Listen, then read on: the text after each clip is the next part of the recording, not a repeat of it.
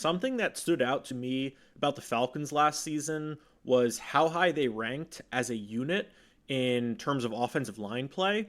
You would not assume that a team coming off of a 7-win year where the coach got fired and they had poor quarterback play and now they're drafting inside the top 10 would grade out as the fourth best offensive line in 2023, according to Pro Football Focus. You heard that right. Atlanta was actually fourth in the entire league last year in offensive line play.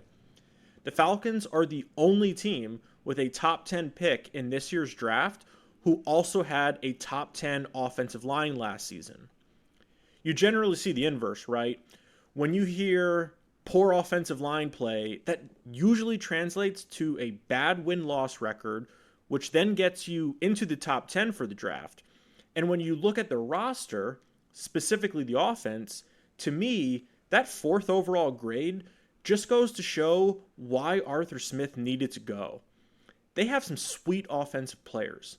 Drake London, Pitts, Bijan, one of the top offensive lines in the league. How do you go 7-10? Well, bad quarterback play and some of the most questionable play calling I think we've ever seen, which is head scratching because Arthur Smith is supposedly this great offensive mind. Yet, for some reason, he had a complete disregard for putting the ball in the hands of his playmakers. To some extent, it was almost as if he was going out of his way to do it. It felt like every time I saw Atlanta on the old red zone last year, it was just a disappointing drive-ending play. You know, it would be 3rd and 4. Okay, what are they going to do here? Maybe a little draw to Bijan, maybe a swing pass out of the backfield, maybe a tight end seam to Pitts, a slant to 6'5" Drake London to move the sticks. Nope. You'd get some meaningless quarterback sweep, and they'd be punting or bringing on the field goal unit. Or Ritter would fumble, which he did a lot of. Yeah, that guy.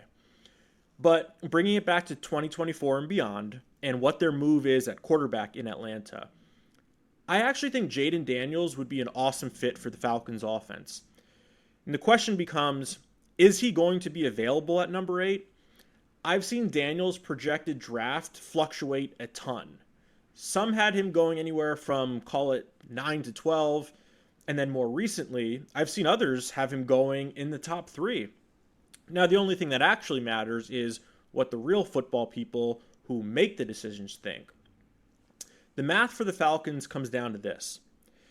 If we can assume Caleb Williams is going to go first overall, whether that's to Chicago or whatever team trades for that top pick, do you believe there's anyone who would be picking 2 through 7 that is going to take Jaden Daniels? Because if you do, now you have to evaluate what a trade package would look like and which team you would trade with. And here's where the current roster construct works in Atlanta's favor. You have a top offensive line. You have good skill guys. So if they did need to put a trade package together to move up, they have the capital to do it. The Falcons have pick number 8 and pick number 43 this year in terms of rounds 1 and 2. So for this year, barring any trades over the course of the next 6 weeks or so, you're looking at the following scenario. Caleb Williams goes number 1 overall to whichever team it is. And then you have Washington and New England at the 2nd and 3rd overall picks. Cardinals and Chargers follow them at 4 and 5, but I don't see either of them going quarterback. At 6, you have the Giants.